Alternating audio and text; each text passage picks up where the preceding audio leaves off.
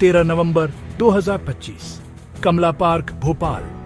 सुबह की हवा ताजा थी, लेकिन शांति सिर्फ एक भ्रम था। एक ग्राउंड्सकीपर को गुलमोहर के पेड़ों के नीचे जली हुई घास मिली। बीच में एक जली हुई डायरी थी और पास में एक महिला का शव पड़ा था। पार्क की खामोशी एक भयावह शांति में बदल गई। पुलिस के आते ही सायरन की आवाज से सन्नाटा टूट गया और इलाका सील कर दिया गया। जली हुई डायरी को बहुत सावधानी से उठाया गया। उसके राज आग में लगभग खो चुके थे। फॉरेंसिक टीमों ने हर डिटेल को डॉक्यूमेंट किया। उन्हें पता था कि यह डायरी ही रात की भयानक घटना को समझने की उनकी एकमात्र उम्मीद है। पार्क, जो कभी हंसी खुशी की जगह थी, अब अपने राज छुपाए हुए था। यह कोई रैंडम घटना नहीं थी। कातिल ने विक्टिम और उसकी कहानी दोनों को मिटाने की कोशिश की थी, लेकिन एक टुकड़ा आग से बच गया। शहर ने इस क्राइम का बोझ महसूस किया। ये पर्सनल, बेरहम और सोची समझी साजिश थी। जली हुई डायरी सिर्फ एक सबूत से ज्यादा थी। ये एक खामोश आवाज थी जो सुनी जाने की मांग कर रही थी। इन्वेस्टिगेशन अभी शुरू ही हुई थी और पार्क अब कभी पहले जैसा नहीं रहेगा। इंस्पेक्टर अंशिका सिंह ने केस संभाला। तेज, अथक और अपनी एम्पैथी के लिए जानी जाती थी। कमला पार्क में उन्होंने घटनास्थल का जायजा लिया। उनका दिमाग पहले से ही पहेली सुलझाने में लगा हुआ था। कोई गवाह नहीं था। विक्टिम की पहचान नहीं हुई थी। डायरी ही उनकी एकमात्र लीड थी। वापस स्टेशन पर अंशिका ने क्राइम सीन की तस्वीरें और पार्क का मैप अपने बोर्ड पर लगाया। उन्होंने फोरेंसिक लैब को ऑर्डर दिया। उस डायरी में कुछ भी ढूंढो, एक शब्द भी। अंशिका क्राइम को सुलझाने के लिए विक्टिम को समझने में विश्वास रखती थी। यह सिर्फ एक केस से ज्यादा था। यह न्याय का एक वादा था। देर रात तक अनजान महिला की इमेज उन्हें परेशान करती रही। जली हुई डायरी उनकी शुरुआती पॉइंट थी। उन्होंने विक्टिम को उसकी आवाज वापस दिलाने की कसम खाई। अंशिका के लिए यह पर्सनल था। जवाबों की तलाश एक सिंगल काली सुराग से शुरू हुई, और वह तब तक चैन से नहीं बैठेंगी जब तक सच सामने नहीं आ जाता। फोरेंसिक लैब से कॉल आया। डायरी का ज्यादातर हिस्सा राख हो चुका था, लेकिन एक वाक्य बच गया था। अंशिका उसे देखने के लिए दौड़ी। मैं उसे छोड़ नहीं सकती। शब्द इमोशन और मिस्ट्री से भरे हुए थे। क्या उसे एक लवर, एक पति, एक बच्चा या कुछ और था? यह वाक्य सरेंडर नहीं था, बल्कि एक पर्पस का डिक्लेरेशन था।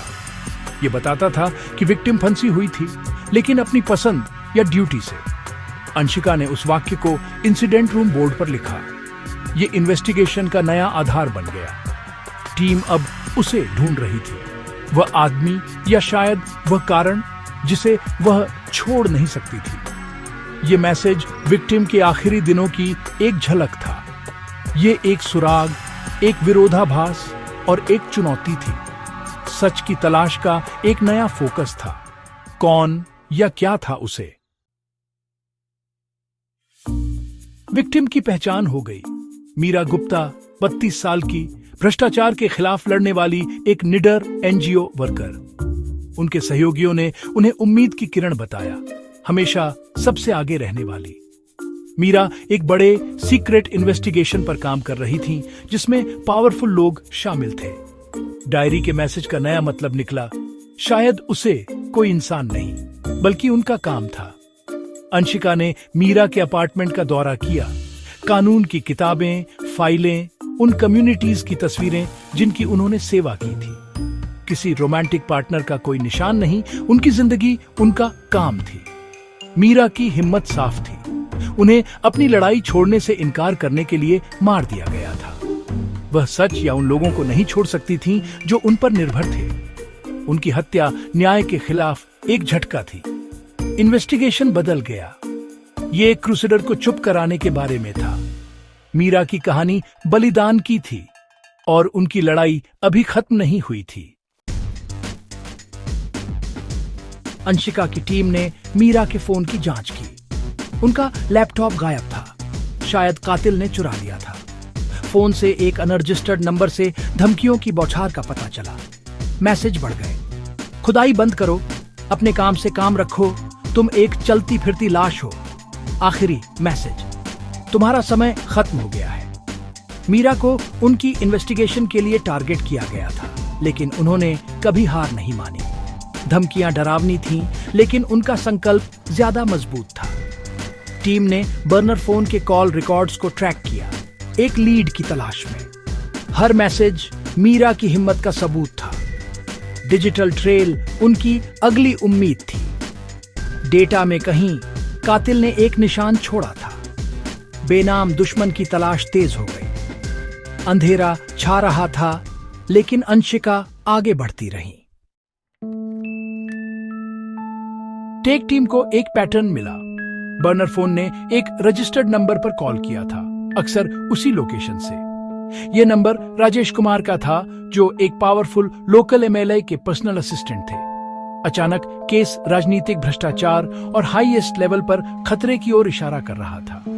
अंशिका को जोखिम पता था, लेकिन सबूत साफ थे। कॉल रिकॉर्ड्स, लोकेशन डेटा, धमकियों से सीधा लिंक। राजेश को पूछताछ के लिए लाया गया। जांच के दबाव में उसका आत्मविश्वास कम हो रहा था। उसने सब कुछ नकार दिया, अपने बॉस के प्रोटेक्शन से चिपका रहा। लेकिन अंशिका धैर्यवान थी, सबूतों को एक एक करके सामने रखा। राजनेता की परछाई बहुत बड़ी थी। यह कोई साधारण हत्या नहीं थी, यह एक राजनीतिक हत्या थी। दांव कभी इतने ऊंचे नहीं थे। अंशिका ने सत्ता और डर के खिलाफ लड़ाई की तैयारी की। सच पहुंच के अंदर था और दोषियों पर शिकंजा कस रहा था। घंटों की पूछताछ ने राजेश को थका दिया। अंशिका ने मीरा की हिम्मत की बात की, उसे उसकी मुस्कुराती हुई तस्वीर दिखाई। उसने ब्लफ किया। हमें घोटाले के बारे में पता है। मीरा के पास सबूत थे। राजेश का मुखौटा टूट गया। उसने कबूल कर लिया। एमएलए एक बड़े भ्रष्टाचार के रैकेट को चला रहा था। मीरा ने उसका पर्दाफाश किया था। राजेश ने धमकियां भेजी, फिर मीरा को पार्क में फंसाया, उसे मार डाला और सबूत मिटाने की कोशिश की। उसने सोचा था कि उसने उसे मिटा दिया है, लेकिन वह फेल हो गया। उसका कबूलनामा डरावना था। एक आदमी जो एक भ्रष्ट बॉस के लिए अपनी आत्मा का बलिदान कर रहा था। सच बदसूरत था, लेकिन आखिरकार सामने आ गया। मीरा की डायरी ने सब कुछ उजागर करने के लिए बस इतना ही बचा था। साजिश हाईएस्ट लेवल्स तक पहुंची थी। न्याय आखिरकार हाथ में था और मीरा की आवाज आखिरकार सुनी गई। राजेश के कबूलनामे ने मीरा के आखिरी दिनों को उजागर किया। बहादुर, अथक और दुखद। उन्हें धमकियों का सामना करना पड़ा, लेकिन वह कभी नहीं डिगी। बेजुबानों के लिए लड़ती रही। उनकी डायरी की लाइन, मैं उसे छोड़ नहीं सकती, अब समझ में आ गई। उनका काम ही उनकी जिंदगी थी। मीरा के बलिदान ने एक मीडिया तूफान और पब्लिक आक्रोश भड़काया। पुलिस ने एमएलए के खिलाफ कार्रवाई की और मीरा का नाम एक रैलिंग क्राई बन गया। जर्नलिस्ट्स ने और गहराई से जांच की, नागरिकों ने जवाब मांगे। मीरा की कहानी ने भ्रष्टाचार के खिलाफ एक आंदोलन को प्रेरित किया। इन्वेस्टिगेशन एक जली हुई डायरी से शुरू हुई, लेकिन एक बड़ी साजिश को उजागर करके खत्म हुई। अंशिका के लिए मीरा सच्ची कहानी थी। एक महिला जिसने न्याय के लिए लड़ाई लड़ी, चाहे कितनी भी कीमत चुकानी पड़ी हो। मीरा ने अपनी जान गंवाई, लेकिन युद्ध जीत लिया। उनकी विरासत वह सच था जो उन्होंने उजागर किया, और उन्होंने जो बदलाव प्रेरित किया वह भुलाया नहीं जाएगा।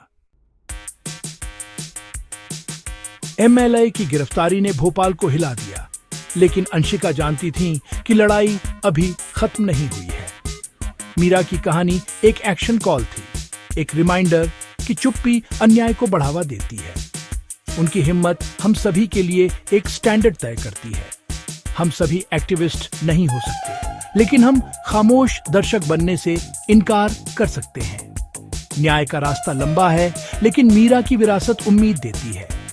एक व्यक्ति की हिम्मत बदलाव ला सकती है, यहाँ तक कि गहरी जड़ें जमा चुकी सत्ता के खिलाफ भी। उनका मिशन अब हमारा है, सच के लिए लड़ते रहना।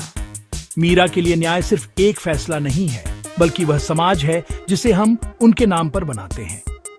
कमला पार्क की यादें बाकी हैं। एक क्राइम, लेकिन अविश्वसनीय हिम्मत भी। केस बंद हो गया है, लेकिन न्याय की लड़ाई जारी है। मीरा गुप्ता का बलिदान व्यर्थ नहीं जाएगा।